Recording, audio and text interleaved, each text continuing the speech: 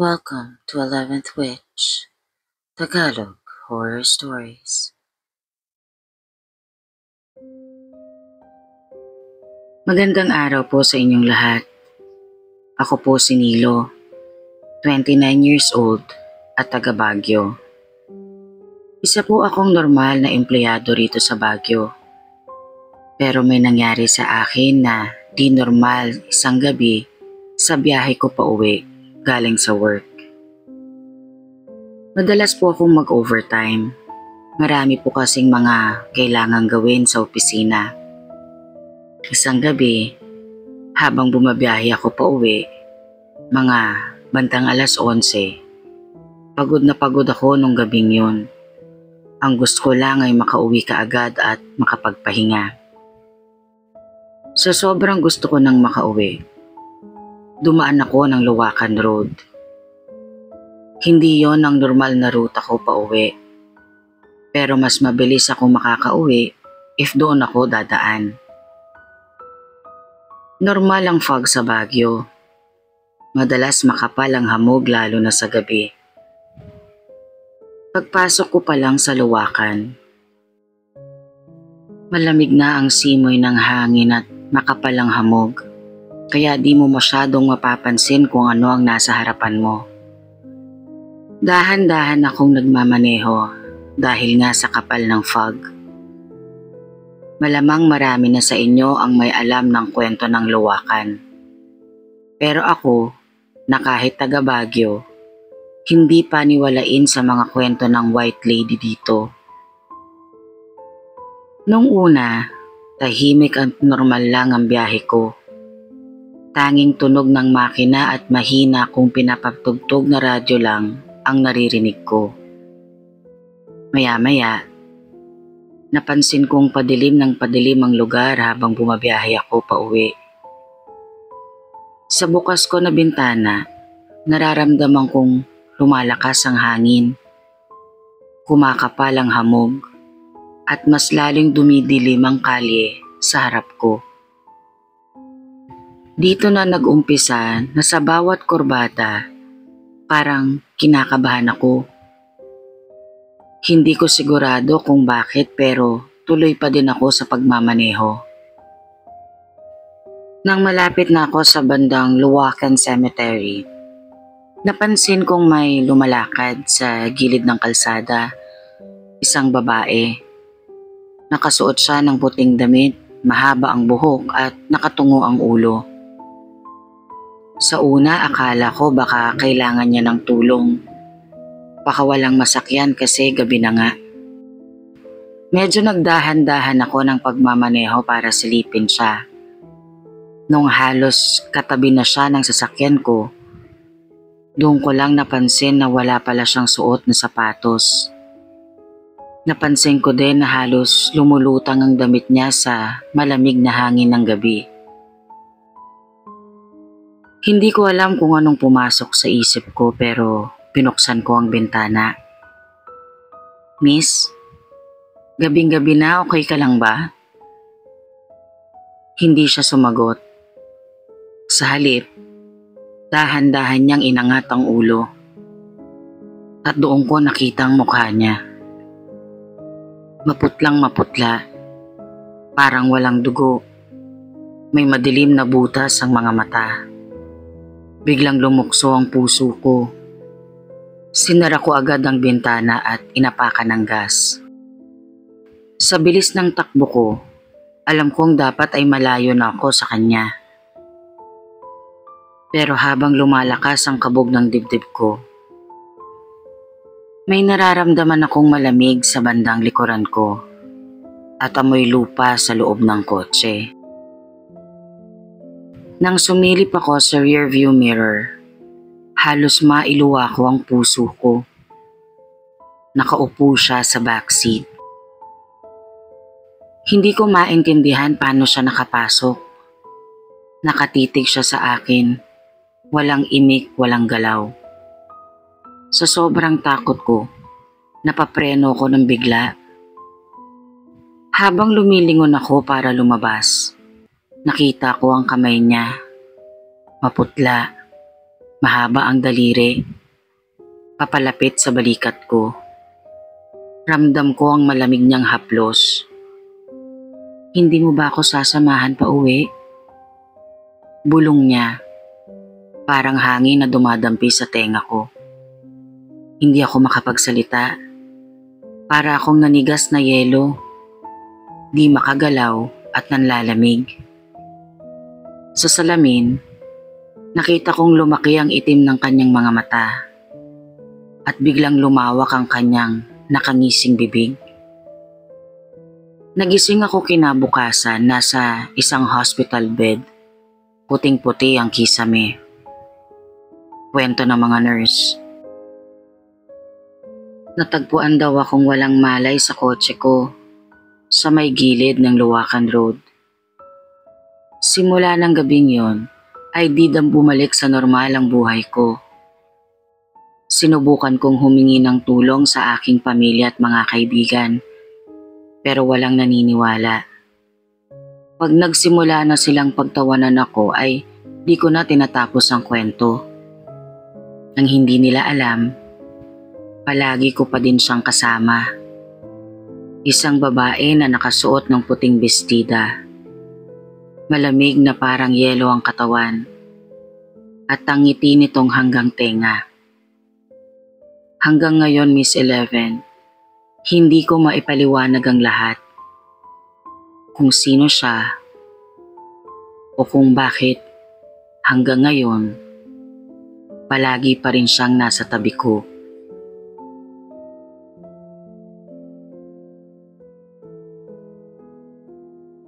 Magandang araw po. Ako po si Manong Rolly, isang taxi driver na halos 20 taon nang bumabiyahe sa Maynila. Marami na po akong naisakay, nakasalamuha at naranasan sa kalsada. Pero may isa akong hindi malilimutan. Bago ko umpisahan, gusto ko lang sabihin na hindi ako mahilig sa mga kwento-kwento. Pero yung nangyari sa akin isang gabi sa Pasay, sa may gilid ng EDSA, yun ang nagpabago ng lahat ng pananaw ko sa mga nilalang na hindi natin nakikita. Noong gabi ng December 2017, galing ako sa Cubao. Dumaan ako ng EDSA papuntang Pasay mga 11:30 ng gabi. Hindi rush hour pero mabigat pa rin ang traffic. Medyo masama pa nga ang pakiramdam ko ng gabing yun. Parang may bumubulong sa likod ng tenga ko na huwag ka nang bumiyahe. Pero syempre kailangan ng kita, pambayad ng renta, panggastos ng apo. Paglampas ko ng Buendia, may napansin akong babae sa gilid ng kalsada. Nakaangat ang kamay, sumisenyas ng taxi. Mukhang maayos naman. Nakaputing bestida, mahaba ang buhok. Akala ko nga galing party. Huminto ako para isakay ang babae. Bumukas ang pinto sa likod, tapos naramdaman kong may sumakay. Sa may libertad lang po, Manong, sabi niya. Mahinahon ang boses, malamig. Tahimik ang biyahe, hindi nagsasalita ang pasahero. Ang weird lang, wala akong nakikita sa rearview mirror. Baka madilim lang, sabi ko sa sarili ko. Pero ramdam ko yung bigat sa upuan sa likod. Parang may nakaupo talaga. Napansin ko rin, bumaba ang temperatura sa loob ng taxi kahit naka-off ang aircon. Medyo napapalingon na ako sa salamin. Pinipilit kong kasi makita kung anong itsura niya. Pero puro itim lang ang nakikita ko. Tinanong ko, Miss, okay lang po ba kayo? Pero tahimik. Pagkatapos ng ilang segundo, nagsalita siya. Manong, may nakaiwan yata ng cellphone dito sa likod oh. Ito po. Medyo kabado na ako nun, pero pinilit ko pa ring lingunin ang bahagya. Dahan-dahan kong nilingon ang likod. Wala naman siyang inaabot na cellphone. Pero ang nakita ko ay hindi ko na mabubura sa isipan ko. May babaeng nakaupo, puti ang suot, basa ang buhok. Pero ang pinakakakaiba, nakangiti siya. Hindi po yung normal na ngiti, kundi yung nakakatakot na ngiti na parang pilit, parang puno ng galit. At ang mas nakakakilabot, wala siyang paa. Napapreno ako bigla. Tumigil ako sa gilid ng kalsada malapit sa underpass ng Libertad. Paglingon ko ulit sa likuran habang nakaambang palabas ng sasakyan. Napatigil akong bigla. Wala na siya. Bukas pa ang pinto sa likod pero walang tao. Wala ring bakas na may sumakay. Walang upuan na nadiinan. Walang amoy ng pabango. Walang bakas na may naupong basang tao sa likod ng taxi. Ang naiwan lang sa likod ng upuan ay isang puting panyo. May bahid pa nga ito ng dugo. Kinabukasan, ikinwento ko sa mga kapwa ko driver na panganga na lang sila. Sabi nila hindi ako nag-iisa at hindi rin ako ang una. Matagal na raw may kwento ng isang babaeng nahulog mula sa overpass ng Pasay. Iniwan daw ng kasintahan. Simula noon, may mga taxi driver na sinusundo siya gabi-gabi. Tapos nawawala rin bigla bago makarating sa Libertad. Lahat sila, iisa ang deskripsyon. Puting bestida, mahaba ang buhok, di mo makikita sa rear view, nakangiti, wala ring paa. Hanggang ngayon, hindi ko na pinupuntahan ang lugar na yon ng 10 oras ng gabi. At kung sakali mang may babaeng magtaas ng kamay sa may EDSA, lalo na kung puti ang suot at mahaba ang buhok, di ko na ulit siya isasakay, Miss 11.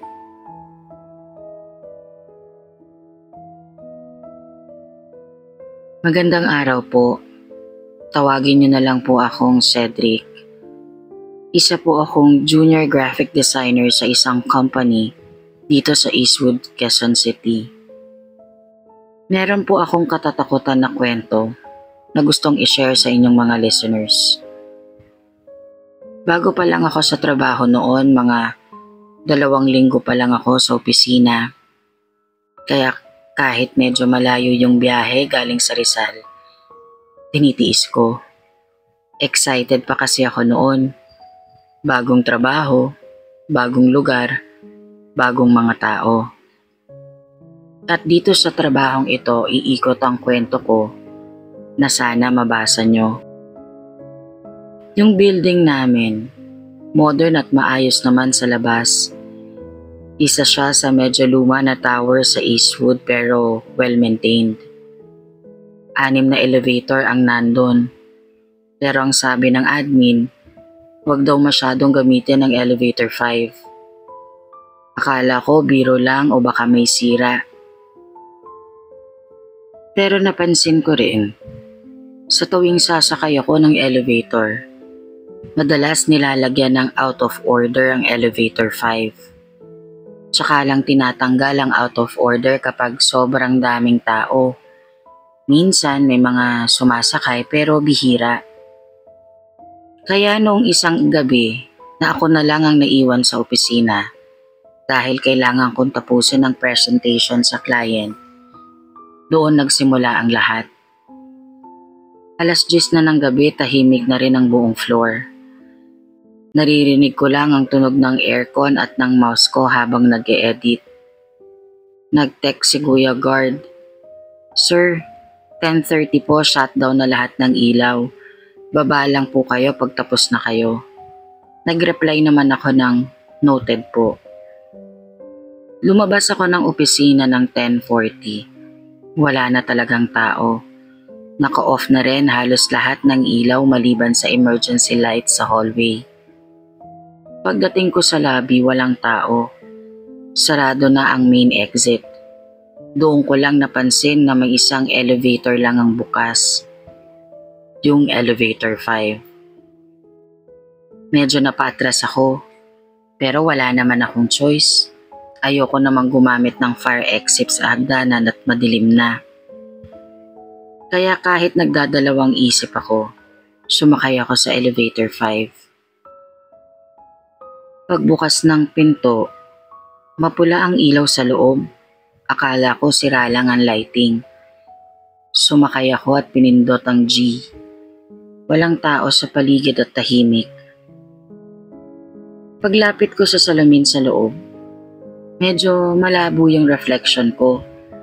Parang may usok o fog sa salamin kahit naka-aircon naman.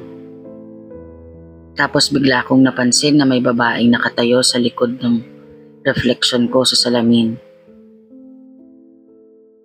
Mahaba ang buhok. Hindi ko kita ang mukha niya kasi nakayuko siya. Pero nung lingunin ko, wala namang tao. Grabe ang takot ko. Pinindot ko ulit ang ground or G ng sunod-sunod. Bumukas ang pinto. Pero hindi sa ground floor ako bumaba. Nasa basement 3 daw ako, sabi ng screen. Pero ang problema, wala namang B3 ang building namin. Hanggang B2 lang ang alam ko. Pagbukas ng pinto, madilim. Amoy lumang bakal at moist na kahoy. May ilaw sa dulo ng hallway, isa lang. Nagpapatay sindi pa. Bago pa man ako makagalaw, may humawak sa balikat ko mula sa likod. Malamig, mabigat, parang basang tela na nilapat sa balat ko. Paglingon ko, andun na siya ulit. Yung babaeng nasa reflection ko kanina.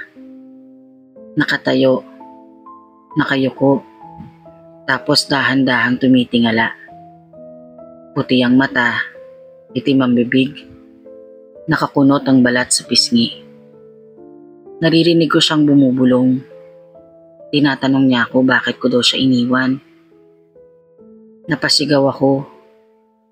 Pinindot ko lahat ng botones sa elevator. Pero hindi gumagalaw ang elevator. Bigla siyang pumasok sa loob. Hindi siya naglakad. Parang dumulas lang. Parang dumulas ang katawan niya papasok. Nilapitan niya ako at ngumiti. Tapos onting-onting nag-blackout ang buong elevator. Nagising ako kinabukasan, nasa ground floor lobby. May mga tao sa paligid. Yung guard nilapitan ako. Tinanong ako kung okay lang ba ako at kung bakit halos ilang oras ako sa loob ng elevator 5. Inabot na ako ng 6:30 AM. Tinignan ko ang cellphone ko. Lobat na, wala nang charge. Hindi ko alam kung nananaginip lang ba ako o totoo ang lahat. Umalis ako ng opisina. Nag-leave ako ng ilang araw. Pagbalik ko, nilapitan ako ng isang empleyado sa building namin, pero sa ibang opisina siya nagtatrabaho. Tinanong niya ako tungkol sa nangyari sa akin at kung sa elevator 5 ba ang ginamit ko nung araw na yon. Nang sabihin ko sa kanya na oo, kinwento niya sa akin kung sino ang babae sa elevator 5. Noon, may babaeng empleyado raw na dating tumalon mula sa rooftop dahil iniwan ng fiancé. Suot daw nito ang puti niyang wedding gown. At ayon sa kwento tuwing gabi, nagpaparamdam ito sa elevator 5. Naghahanap ng makakasabay. Tulad ng boyfriend niya noon. Paboritong elevator daw nila ang elevator 5. At doon din siya iniwan ng fiancé niyang umamin na nakabuntis siya ng ibang babae. Kinabukasan, Miss 11, nag-resign na po ako. Hinding-hindi na po ako babalik sa Eastwood, sa aming building, at sa Elevator 5. Thank you for watching Mambabarang and Friends.